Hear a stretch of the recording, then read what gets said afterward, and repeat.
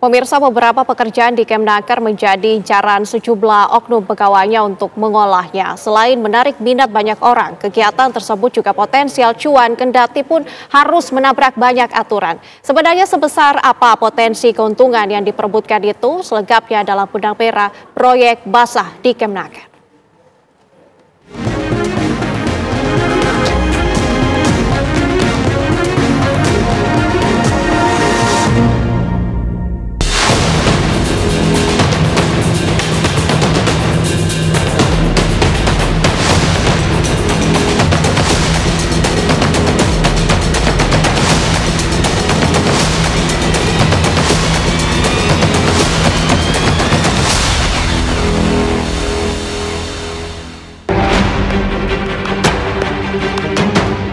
Kementerian Ketenagakerjaan kembali disorot. Dugaan praktik pemerasan tampaknya masih bersemayam. Terungkapnya dugaan pemerasan pada pengurusan sertifikasi K3 disebut di luar agenda awal. Sebab saat itu pengusutan justru sedang fokus pada dugaan pemerasan dan penerimaan gratifikasi terkait pengurusan rencana penggunaan tenaga kerja asing atau RPTKA. Di tengah pengusutan terkait RPTKA itu, KPK juga memperoleh informasi dari masyarakat soal pungutan dan pemerasan biaya proses sertifikasi K3. KPK lalu melakukan pendalaman dan penelusuran aliran dana bersama PPATK. Kegiatan tangkap tangan ini bermula dari laporan pengaduan masyarakat yang diterima KPK. Hal ini sekaligus sebagai bentuk kontribusi konkret dan dukungan publik dalam pemberantasan korupsi.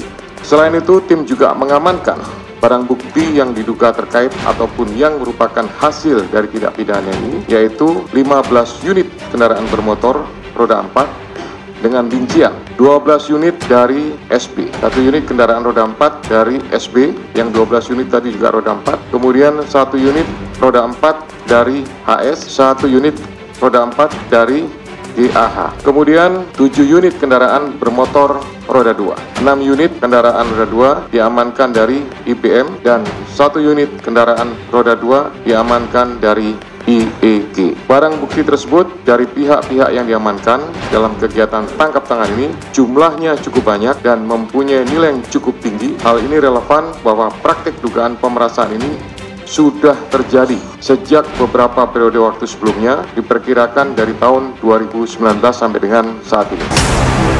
Selidik punya selidik. Dua perkara tersebut rupanya sudah bergulir bertahun-tahun layaknya tradisi. Dugaan pemerasan soal pengurusan sertifikasi K3 disebut berlangsung sejak tahun 2019 hingga 2024. Hasil konstruksi perkara mengungkap sepanjang kurun waktu tersebut dana mengalir diperkirakan mencapai 81 miliar rupiah.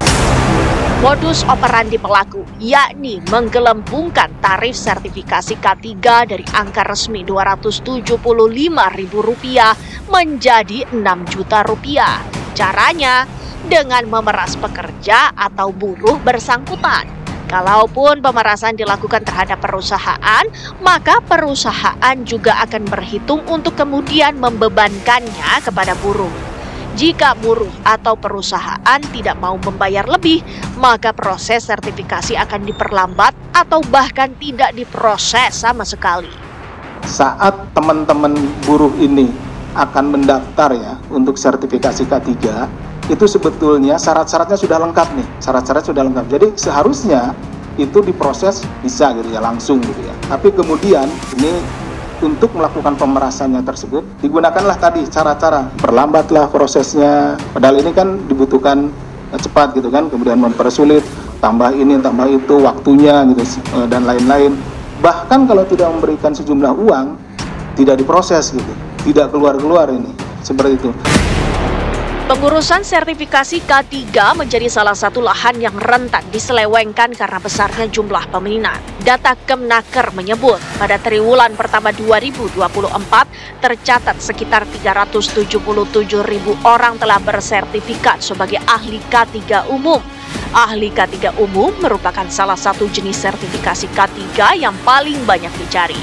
Jika KPK mengungkap hasil dugaan pemerasan diperkirakan mencapai 81 miliar rupiah selama kurun 5 tahun mulai dari 2019 hingga 2024, maka rata-rata setahun terkumpul 16 miliar rupiah.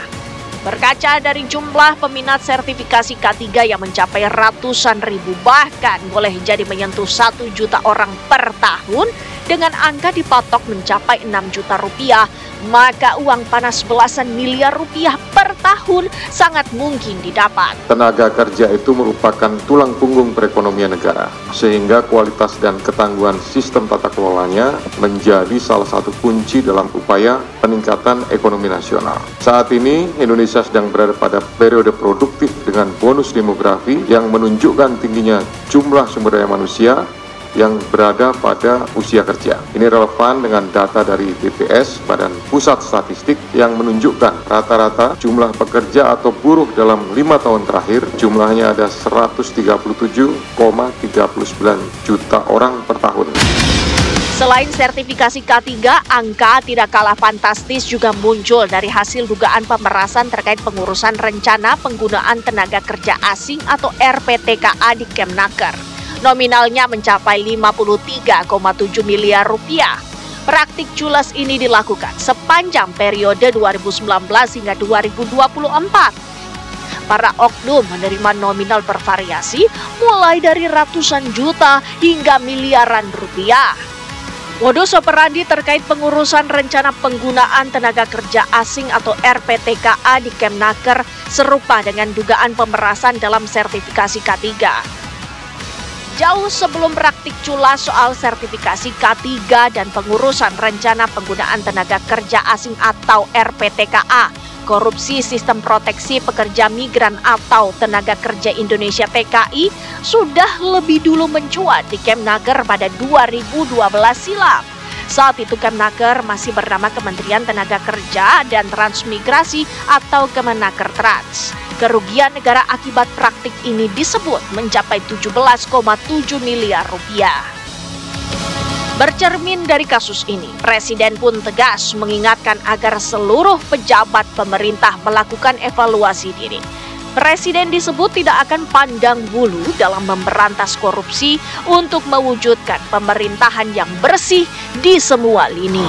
Buka dulu.